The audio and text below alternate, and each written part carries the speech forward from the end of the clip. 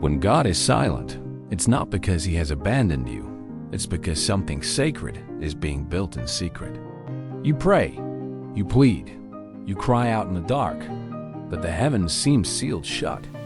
That silence can feel like punishment. But what if it's preparation? What if your unanswered prayers are a divine shield, blocking distractions while God rearranges outcomes you're not ready to receive? Silence from God isn't the absence of his presence. It's often the overflow of it.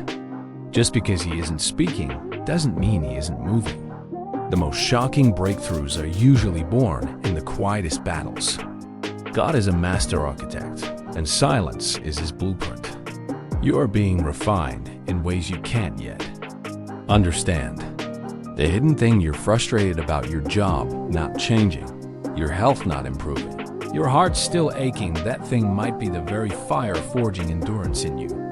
Romans 8:28 doesn't say everything feels good. It says all things work together for good. But the working often happens underground, like roots pushing through hard earth where no one can see. Consider this a spiritual warning. If you're only chasing God when he's loud, you're not seeking him. You're seeking comfort. The silence is your test. Abraham waited in silence before Isaac. Joseph was thrown into pits and prisons before being taken to the palace. Jesus himself was met with silence in Gethsemane. And yet, that silence preceded glory. You feel delayed, but heaven is never late. Your tears have timestamps in eternity. Your confusion is giving birth to clarity, but clarity comes in stages, not in bursts.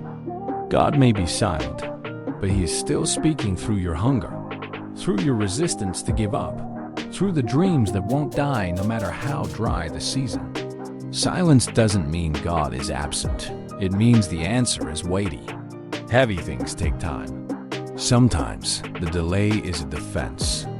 If you received what you're asking for too soon, it might crush you. So he waits. And while you interpret his silence as distance, he's drawing you closer, not with words, but with stillness. Because stillness strips you.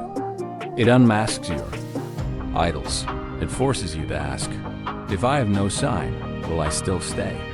That's where real faith lives, in the waiting room, in the hidden, the boring, the unnoticed hours where no spotlight shines.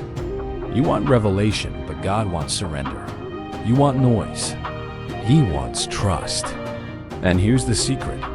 In that silence, he's often speaking the loudest, just not in the language you're listening for.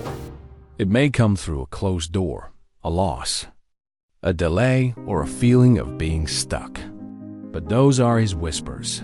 God doesn't shout when he's trying to deepen you. He whispers so you lean in. Psalm 46:10 says, "Be still and know." That's not a comfort verse, it's a command. Stillness activates knowing.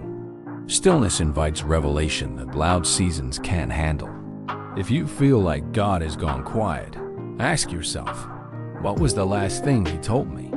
Have you obeyed it? Are you still faithful without applause, without confirmation, without visible progress? Because if you can worship in silence, you're ready for the weight of the blessing. That silence is sacred. And the next move may not be what you expect, but it will be what you need. So don't curse the quiet. Lean into it. Something big is being born in the unseen. Subscribe to One Word Faith channel for more spiritual truth that cuts deep. Don't forget to like, share, and invite someone else into the silence.